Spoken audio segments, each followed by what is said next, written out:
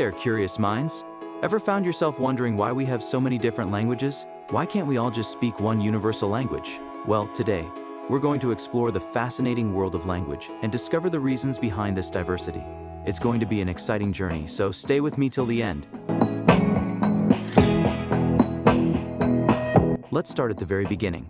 Language is one of the most fundamental aspects of being human, and it goes way back in time. Early humans needed a way to communicate, and as societies grew, language developed in different ways. Imagine a group of early humans in Africa, isolated from those in Asia or Europe. Over thousands of years, their languages started to evolve differently based on their needs, environments, and experiences. It's like how different groups of friends create their own slang over time. The same thing happened with entire communities. Now, let's talk about geography.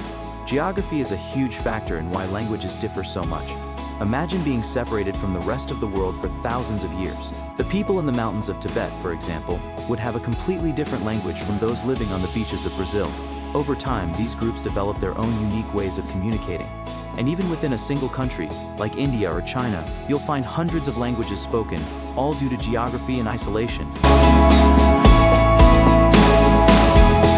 Cultural influences also play a massive role in shaping language. Language is not just a tool for communication, it's a reflection of a group's culture, traditions, and values. Take the example of Spanish and Italian. While both languages have roots in Latin, they evolved differently. With it, the essence of a people's identity.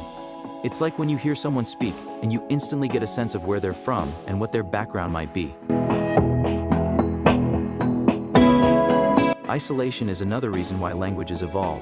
When groups of people are cut off from the rest of the world, their language develops independently. Think about it.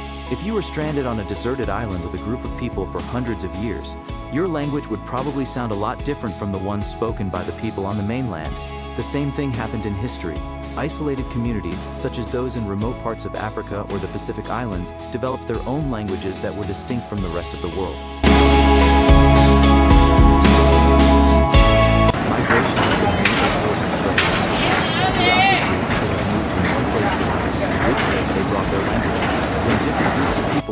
Their languages mixed and influenced each other. This is how languages like English came about, by blending Old Norse, Latin, and Anglo-Saxon languages, among others. It's like a giant melting pot of words. Migration is one of the key reasons why languages evolve and spread. Trade has always been a major influence on language. When people traded goods, they didn't just exchange spices, silk, or gold, they also exchanged words. For example, the Silk Road wasn't just a route for commerce, but also for language exchange. Traders and travelers picked up new words and phrases, which they carried back to their homelands. This exchange of languages has led to the creation of many trade languages, like Swahili in East Africa, or Pidgin English in the Caribbean. Even within the same language, we see a variety of dialects. For example, English spoken in the UK sounds different from English in the US. And within the US, you've got dialects from New York, Texas, and California.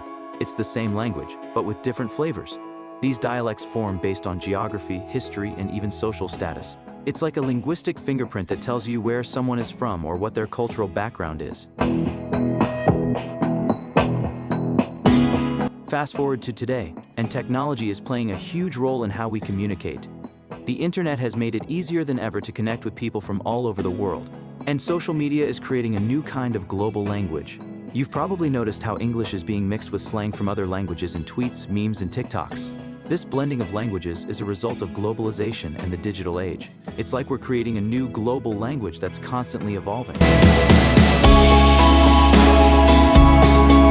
So, why do we still have so many different languages? Well, languages are more than just a way to communicate. They're a part of our identity. They connect us to our past, our culture, and our community. While technology and globalization are bringing us closer together, language helps preserve our individuality. It's what makes us unique. And that's something worth celebrating. So, the next time you hear someone speaking a language you don't understand, just remember, it's a window into their culture, history, and way of life. Fascinating, right? If you enjoyed this video, make sure to like, subscribe, and hit the bell icon for more cool facts. And hey, tell us in the comments, what language would you love to learn and why?